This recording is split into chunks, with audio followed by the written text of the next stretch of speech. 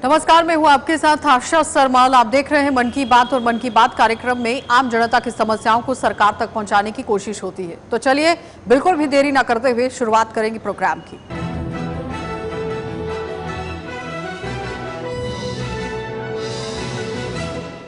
तो चलिए सबसे पहले आपको लिए चलेंगे राजधानी दिल्ली और दिल्ली के अंदर किस तरह से अब एक बार फिर से सरकार की तरफ से बड़े बड़े फैसले सामने आ सकते हैं। आपको बताते चले कि प्रदूषण को मद्देनजर रखते हुए एक बार फिर से सरकार यहां पर रेड लाइट ऑन और व्हीकल ऑफ को शुरू करने जा रही है। 18 अक्टूबर से ये शुरू कर दिया जाएगा, लेकिन इस पर आम जनता की क्या कुछ प्रतिक्रिया है, देखिए।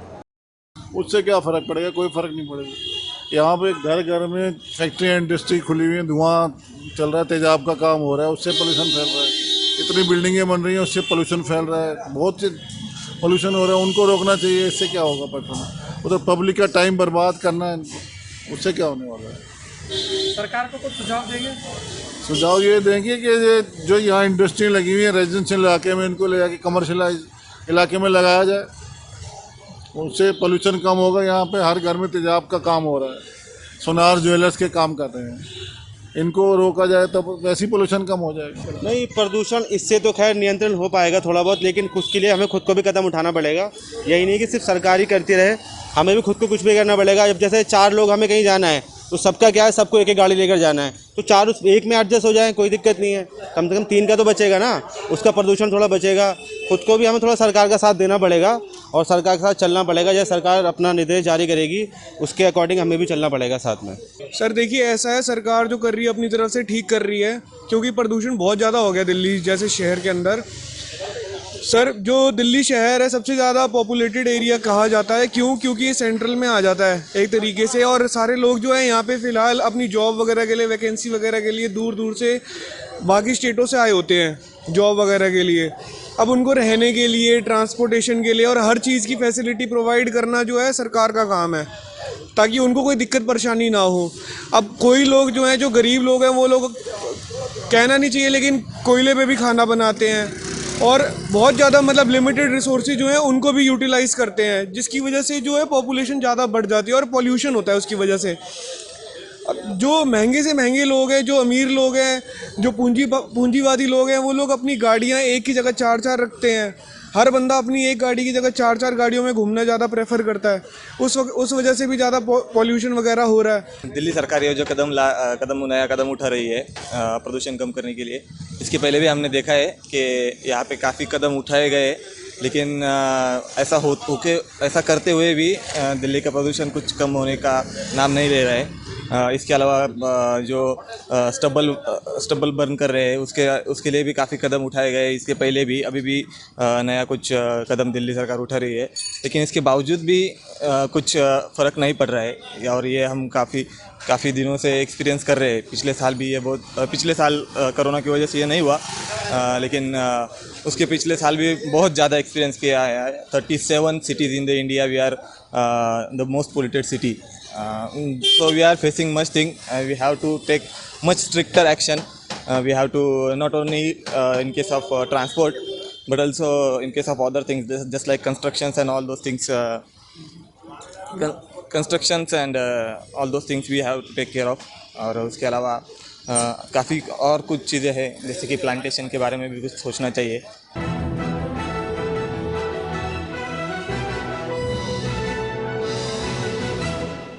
चलिए अब आपको नोएडा लिए चलेंगे और नोएडा से भी दिखा देते हैं कि वैक्सीन को लेकर किस तरह से काम यहां पर चल रहा है। आने वाले समय में 2 साल से लेकर 18 साल तक के बच्चों को भी कोवैक्सीन यहां पर लगाई जाएगी। और आपको ये भी बताएं कि 2 डोजेज यहां पर ये बच्चों को लगाई जाएंगी। लोग क्या कुछ कह रहे हैं, किस तरह से अपनी बात सामने रख रहे हैं, देखिए। पीएम मोदी जी का शुक्रिया अदा करना चाहते हैं कि बड़ों के साथ साथ बच्चों को भी है ना वैक्सीन लगेगी। और ये जो तीसरी लहर जो सुनने में आया, तीसरी लहर आने वाली है, इससे बच्चों को भी बुरा प्रभाव पड़ेगा। इसलिए हम पीएम मोदी जी का शुक्रिया अदा करना चाहते हैं। बहुत अच्छी बात है कि पीएम साहब ने ये चीज़ अलाउ किया कि 2 साल से 12 साल के बच्चों का, जिसके लिए हम लोग खुद ही परेशान थे कि बच्चों सेफ रहें और उनकी वैक्सीन लगे। हो सकता था, ये कोई ज़रूरी थोड़ी था कि बच्चे को नुकसान भी हो सकता था, इसलिए तो सभी लोग डरे हुए थे इस चीज़ से। ये तो सबके ज़रूरत है नहीं, ये तो हिंदुस्तान में, ये दुनिया में ये हो चुका है नहीं कोविड का, तो इसके वजह से तो सबके बच्चों और छोटे बड़े सबके लिए तो चाहिए, ज़रूरत है। और ये 3 कहानियों में तो बता रहे, एक मास्क लगाना है, एक साबुन लगा कर धोना है और 2 व्यक्ति दूर, ये तो ज़रूरत है नहीं। आपको क्या लगता है ये ज़रूरी भी था, क्योंकि थर्ड वेव में कहा जा रहा है कि बच्चे ज़्यादा इफेक्टेड हो सकते हैं कोरोना से? अब ये तो हम कुछ नहीं कह सकते हैं, नहीं, ये तो वैज्ञानिक तो कुछ कह रहे 15 अक्टूबर से शुरू हो रहे, 15 दिसंबर बता रहे ये, लेकिन तीसरे जरूर है।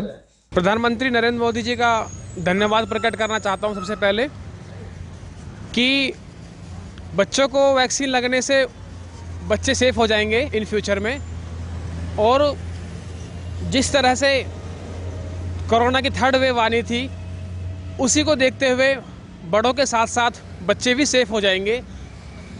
और ये हमारे लिए बहुत गर्व की बात है कि नरेंद्र मोदी जी ने बहुत जल्दी समय में 100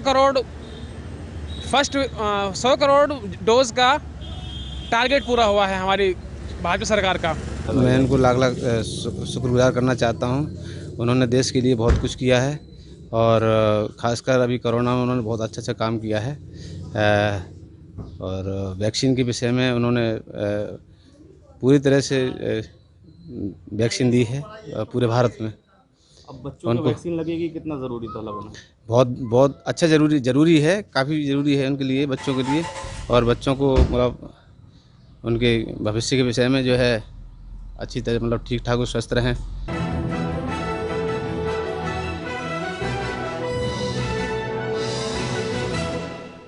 चलिए अब आपको लिए चलेंगे लखनऊ, और लखनऊ से भी दिखा देते हैं कि किस तरह से सूरत हाल बनते हुए नजर आ रहे हैं। आपको बताते चले कि उत्तर प्रदेश के अंदर लगातार सियासी सरगर्मियां जो है वो देखने को मिल रही हैं, जहां पर सरकार पर विपक्ष पूरी तरह से हमलावर होती हुई नजर आ रही है। महंगाई को मुद्दे को सामने रखने की कोशिश की गई और साथ ही साथ यहाँ किसानों के मुआवजे को लेकर भी बातचीत की गई है। लेकिन किस तरह से आम जनता अपनी प्रतिक्रिया दे रही है, देखिए।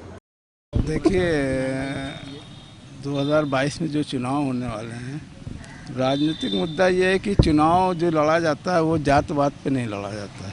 पहली चीज़ ये जो कुछ सपा सरकार में जो कुछ हुआ था, जो भी आपके इम्प्रूवमेंट हुए हैं वो हमें बीजेपी में नहीं नज़र आए।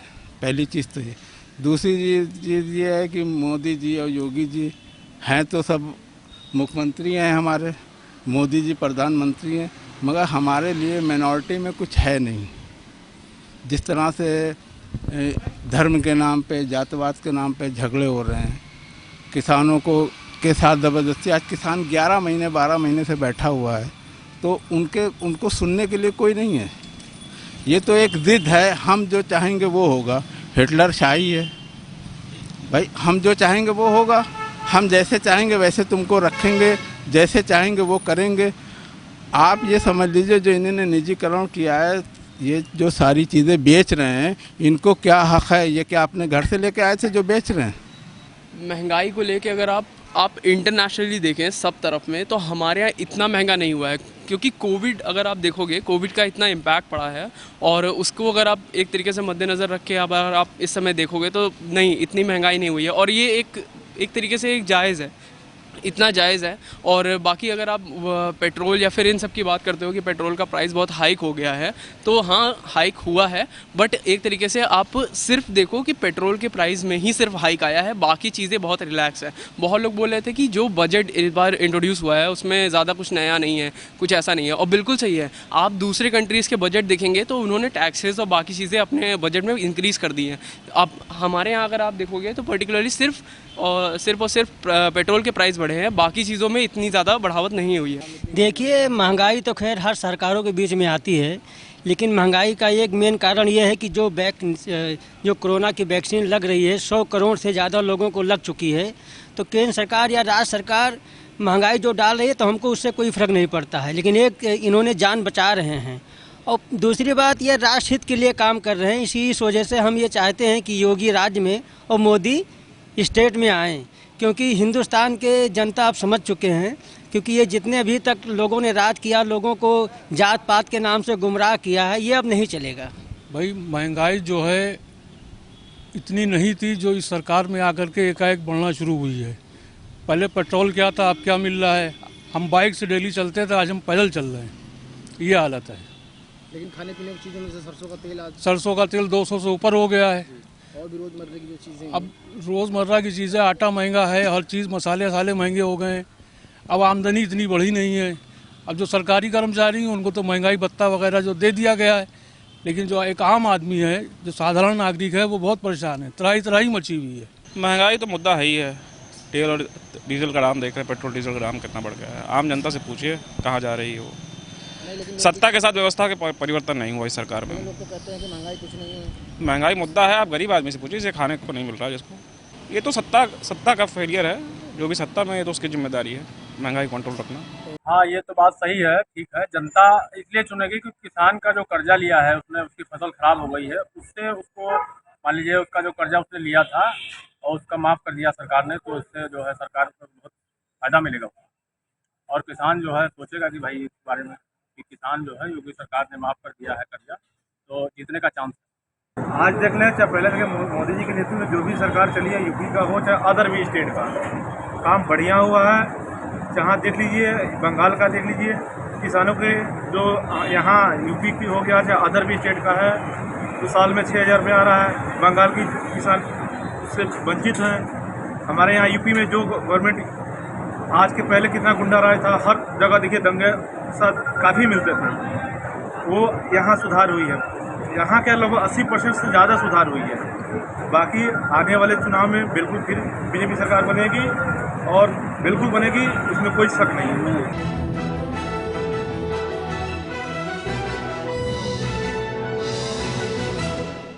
चलिए अब आपको लिए चलेंगे हरियाणा, और हरियाणा से दिखा देते हैं कि 1967 और 1980 में यहाँ पर जो फैसले लिए गए थे उन्हें किस तरह से अब वापस लिया गया है। आपको बताते चले कि आरएसएस की गतिविधियों में कर्मचारियों को शामिल होने के लिए अब यहाँ फैसला सामने रखा गया है, लेकिन जब ये फैसला सामने रखा गया उसके बाद कांग्रेस पार्टी किस तरह से हमलावर हो गई है वो आपको दिखा देते हैं, और आम जनता क्या कुछ प्रतिक्रिया दे रही है, देखिए। तो मनोहर सरकार जी का बहुत बड़ा योगदान रहा है कि हर जो भी युवा आरएसएस के हैं उन सबको सरकारी नौकरी मिलेगी, रोजगार बढ़ेगा और आगे आरएसएस का और काम बढ़ेगा। बहुत सालों से इस पर रोक थी, तो ऐसे में लोगों को जो सेवा समाज से जुड़े हुए थे आरएसएस के युवा, उनको रोजगार नहीं मिल पाता था, जॉब सरकारी नहीं मिल पाती थी। अब मिलेगा ना जी, सबको ही मिलेगा। जो ये कांग्रेस इसका विरोध कर रही है, उनका कहना है कि उनका तो काम ही यही है विरोध करना। वो तो चाहते ही नहीं कुछ अच्छा हो। जो भी अच्छा काम होता है उसमें वही खड़े हो जाते हैं पहले। ये जो फैसला हरियाणा सरकार ने लिया है कि आरएसएस वालों को सरकारी नौकरी मिल सकती है या मिलेगी, बेसिकली हरियाणा सरकार का मोटिव ही यही है जी, आम जनता को नौकरी ना मिल सके इसलिए वो आरएसएस वालों को देना चाहते हैं जी। उनकी पहली और आखिरी प्रेफरेंस ही आरएसएस है जी। आरएसएस के कहने पे सरकार चलती है जी, आरएसएस के कहने पे उनके कानून पास होते हैं जी, आरएसएस के कहने पे वो डिसीजंस लिया करते हैं जी। तो आरएसएस वाले ही तो सरकार चला रहे हैं at the end of the day, तो नौकरी भी उन्हें कोई मिलेगी जी। ये काफ़ी टाइम बाद फैसला आया है, इसका बहुत बहुत स्वागत करते हैं हम। ये फैसला तो पहले ही आ जाना चाहिए था। जो किसी सेवा में लगे बड़े उनको नौकरी ना देना, ये तो एक नाइंसाफ़ी थी उनके साथ। ये बड़ी खुशी की बात है, जो किसी धर्म से किसी विषय में जुड़ा हुआ है उसको नौकरी मिलेगी, तो बहुत अच्छी बात है। सरकार का हम बहुत बहुत स्वागत करते हैं। इसी तरह से सरकार काम करती रहे। देखो, इस फैसले का तो बहुत अच्छी तरह से स्वागत करना चाहिए, और सरकार जो काम कर रही है, अगर उन्होंने आरएसएस वालों को अगर उन्होंने ऐसे नौकरी का वो कोई ऑफ़र वगैरह दिया है तो बहुत अच्छी बात है। इसलिए उनका अधिकार भी बनता है। और आरएसएस वाले हमेशा ही सनातन धर्म के लिए काम करते आए हैं, आज से नहीं करें, वो कई वर्षों से सनातन धर्म के लिए लगे हुए हैं। देश की सेवा के लिए कहीं पे भी देखो वो बढ़ चढ़ कर हिस्सा लेते हैं।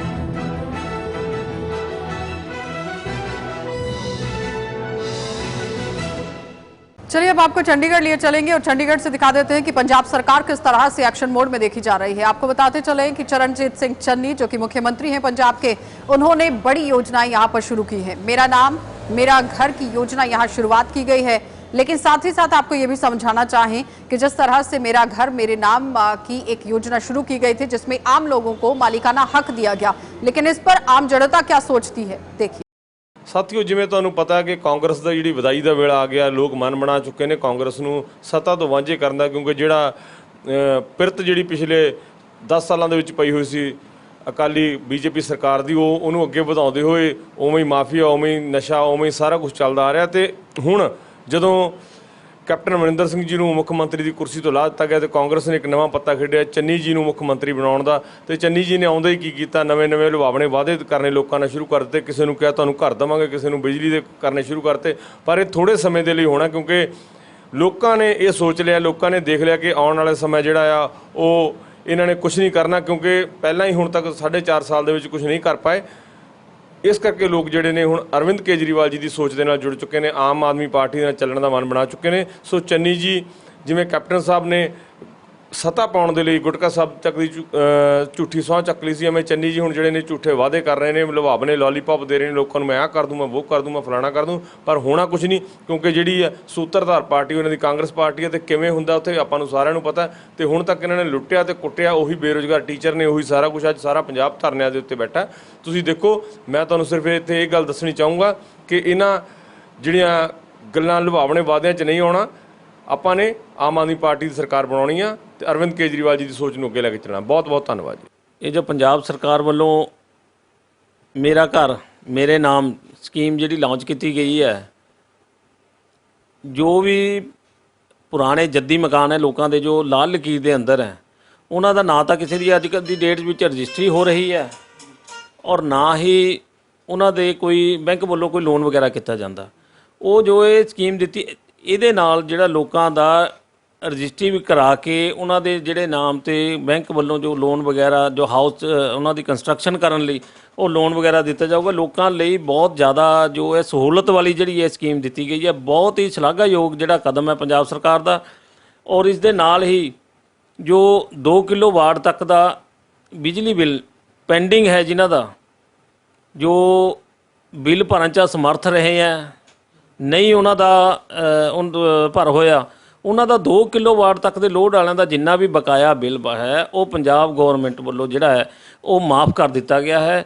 ਮੈਂ ਪੰਜਾਬ ਸਰਕਾਰ ਸਰਦਾਰ ਚਰਨਜੀਤ ਸਿੰਘ ਚੰਨੀ ਮੁੱਖ ਮੰਤਰੀ ਪੰਜਾਬ, ਉਹਨਾਂ ਦਾ ਤਹਿ ਦਿਲੋਂ ਧੰਨਵਾਦ ਕਰਦਾ, ਜਿਨ੍ਹਾਂ ਨੇ ਪੰਜਾਬ ਦੇ ਵਿੱਚ ਇੱਕ ਲਾਲ ਲਕੀਰ ਦੇ ਅੰਦਰ ਰਜਿਸਟਰੀ ਨਾ ਹੋਣ ਕਰਕੇ ਬਹੁਤ ਵੱਡਾ ਮੁੱਦਾ ਸੀਗਾ, ਜਿਹਦੇ ਕਰਕੇ ਪੰਜਾਬ ਦੇ ਵਿੱਚ ਵੱਡੀਆਂ ਬਿਲਡਿੰਗਾਂ, ਵੱਡੀਆਂ ਕੋਠੀਆਂ ਪਈਆਂ ਸੀਗੀਆਂ, ਪਰ ਉਹਨਾਂ ਦਾ ਕੋਈ ਵੀ ਲੋਨ ਲੈਣ ਦਾ ਹੱਕਦਾਰ ਨਹੀਂ ਸੀਗਾ। ਤੇ ਪੰਜਾਬ ਸਰਕਾਰ ਨੇ ਬਹੁਤ ਵੱਡਾ ਉਪਰਾਲਾ ਕੀਤਾ। ਪੰਜਾਬ ਸਰਕਾਰ ਦਾ ਅਸੀਂ ਤਹਿ ਦਿਲੋਂ ਧੰਨਵਾਦ ਕਰਦੇ ਹਾਂ, ਜਿਨ੍ਹਾਂ ਦੀ ਬਦੌਲਤ ਹੁਣ ਪੰਜਾਬ ਜਿਹੜੀਆਂ ਲਾਲ ਲਕੀਰ ਦੇ ਅੰਦਰ ਸੀਗੀਆਂ ਸਭ ਦੀਆਂ ਰਜਿਸਟਰੀਆਂ ਹੋ ਜਾਣਗੀਆਂ, ਉਹਨਾਂ ਨੂੰ ਲੋਨ ਮਿਲਣੇ ਸ਼ੁਰੂ ਹੋ ਜਾਣਗੇ। ਕੋਈ ਵੀ ਆਪਣਾ ਅੱਗੇ ਵੱਡਾ ਕਾਰੋਬਾਰ ਕਰ ਸਕਦੇ ਆ, ਆਪਣੀ ਡਿਵੈਲਪਮੈਂਟ ਕਰ ਸਕਦੇ ਆ। ਇਹ ਜਿਹੜੇ ਲਾਲ ਲਕੀਰ ਦੇ ਅੰਦਰ ਮਕਾਨ ਹੈ ਲੋਕਾਂ ਦੇ, ਬੜਾ ਵਧੀਆ ਫੈਸਲਾ ਹੈ ਸਰਕਾਰ ਦਾ, ਕਿਉਂਕਿ ਕਾਫੀ ਲੋਕ ਹੈ ਜਿਨ੍ਹਾਂ ਕੋਲ ਪੈਸੇ ਘੱਟ ਹੁੰਦੇ ਨੇ, ਕਈ ਵਾਰੀ ਲੋਨ ਲੈ ਕੇ ਉਹਨਾਂ ਨੇ ਮਕਾਨ ਤਿਆਰ ਕਰਨਾ ਹੁੰਦਾ ਜਾਂ ਕਈ ਤਰ੍ਹਾਂ ਦੀਆਂ ਦਿੱਕਤਾਂ ਸੀ। ਇਹ ਸਰਕਾਰ ਦਾ ਫੈਸਲਾ ਬਹੁਤ ਵਧੀਆ ਫੈਸਲਾ ਹੈ। ਉਹਨਾਂ ਨੂੰ ਹੁਣ ਰਜਿਸਟਰੀਆਂ ਹੋ ਜਾਣਗੀਆਂ, ਬੈਂਕ ਲੋਨ ਦੇਣਗੇ, ਹਰ ਤਰ੍ਹਾਂ ਦੀ ਸਹੂਲਤ ਉਹਨਾਂ ਨੂੰ ਮਿਲ ਜੂਗੀ, ਮਾਲਕ ਹੋ ਜਾਣਗੇ ਮਕਾਨਾਂ ਦੇ। ਤੇ ਉਸ ਤੋਂ ਬਾਅਦ ਜਿਹੜਾ ਉਹ ਬਿਜਲੀ ਦਾ 2 ਕਿਲੋਵਾਟ ਦਾ ਫੈਸਲਾ ਲਿਆ, ਉਹ ਵੀ ਬੜਾ ਵਧੀਆ ਫੈਸਲਾ ਹੈ।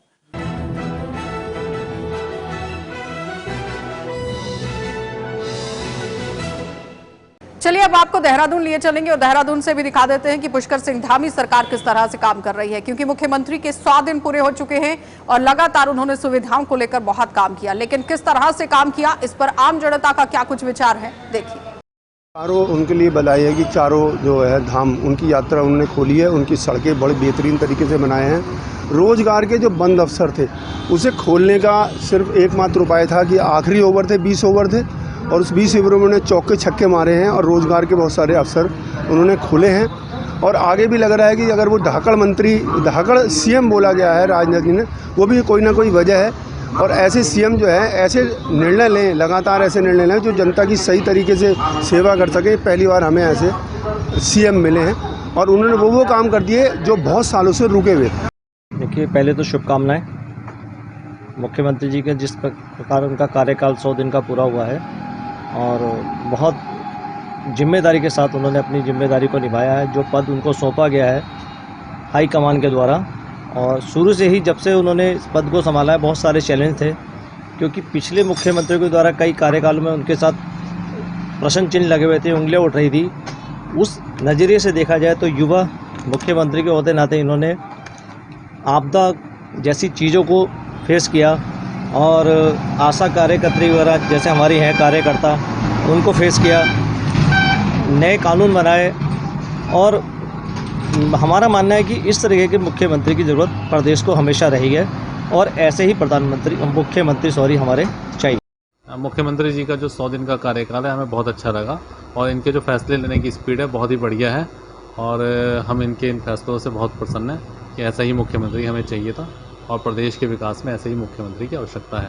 कार्यकाल तो इनका बहुत बढ़िया रहा, धमाकेदार रहा। इन्होंने जो एक बात रखा है ना, मतलब बहुत ही बढ़िया रखा है कि कोई भी पब्लिक का काम है, किसी सरकारी ऑफिस में जाते हैं तो पब्लिक को बड़ा परेशान होना पड़ता है, बार बार चक्कर मारने पड़ते हैं, प्रशासन उनको सुनता नहीं है, कोई अधिकारी तहसीलदार नहीं सुन रहा, एसडीएम नहीं सुन रहा, डीएम नहीं सुन रहा, तो बार बार चक्कर लगाने पड़ते हैं। लेकिन इन्होंने जब से आए हैं ये रखा है एक मुद्दा कि कोई भी पब्लिक का काम तुरंत होना चाहिए, वो बहुत बढ़िया करा है, इसलिए इनका काम बढ़िया है।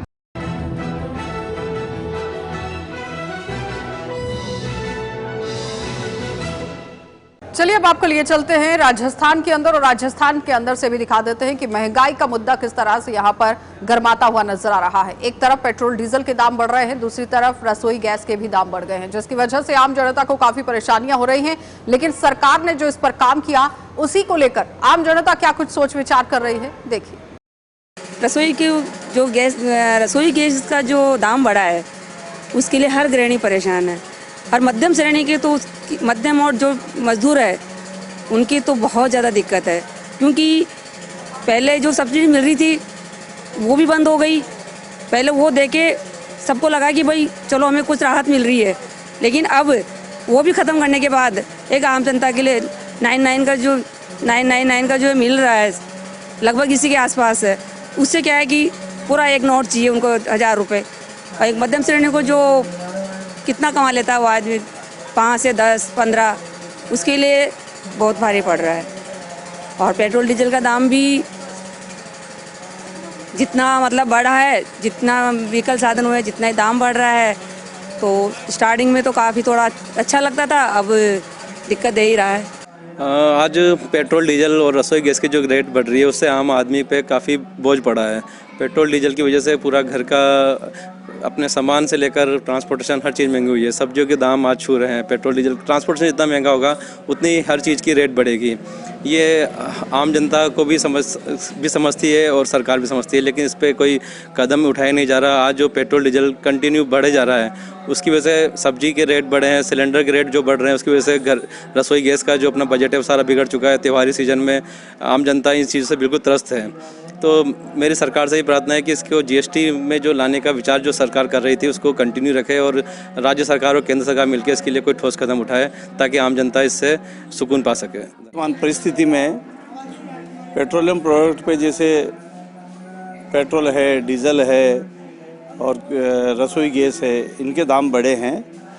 इसके पीछे जो मेरा जो मानना है, सरकार की जो सोच है वो इस तरह की है कि जैसे पेट्रोल पे जीएसटी बढ़ाना, टैक्सेज बढ़ाना, तो ये जो पैसा पेट्रोल के बेचने से जो रेवेन्यू कलेक्ट होता है वो पैसा देश के सर्वांगीण विकास के लिए काफ़ी सपोर्ट करता है।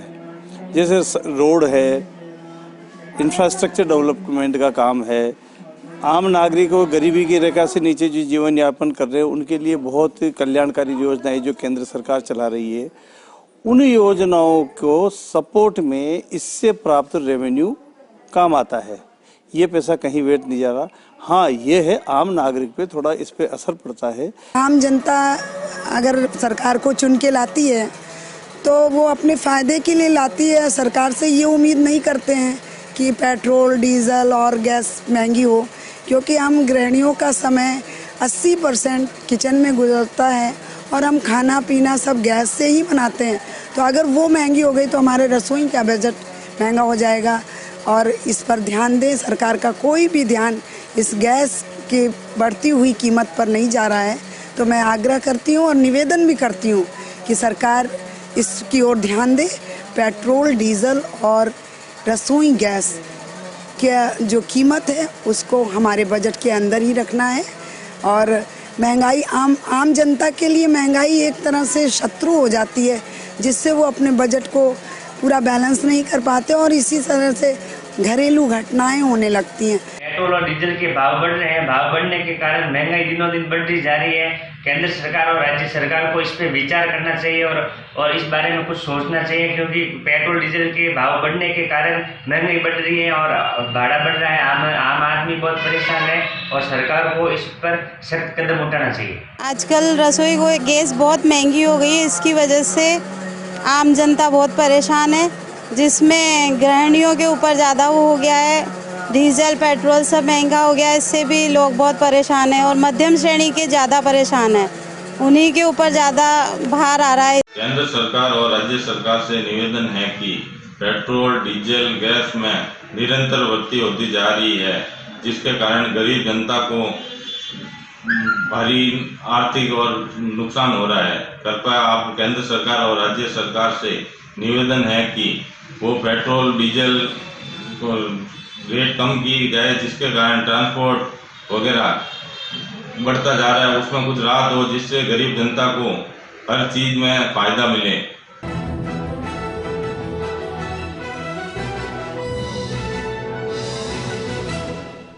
तो फिलहाल मन की बात कार्यक्रम में आपने देखा कि अलग अलग राज्यों के अंदर किस तरह से सूरत हाल बनते हुए नजर आ रहे हैं। 2022 के चुनावों को मद्देनजर रखते हुए हर एक सरकार यहां पर काम करती हुई नजर आ रही है, लेकिन सवाल यहां ये है कि जो दावे पेश किए जाते हैं वो जमीनी सतह तक पहुंचना बहुत जरूरी है। आम जनता की प्रतिक्रिया भी आपने देखी कि किस तरह से वो बातचीत करते हुए नजर आ रहे थे और इसी कार्यक्रम के माध्यम से आम जनता की समस्याओं को सरकार तक पहुंचाने की कोशिश होती है ताकि उसका जल्द से जल्द निपटारा किया जा सके और आम जनता को राहत पहुंचाई जा सके। फिलहाल कार्यक्रम में इतना ही। देश और दुनिया की खबरों के लिए आप बने रहिए हमारे साथ।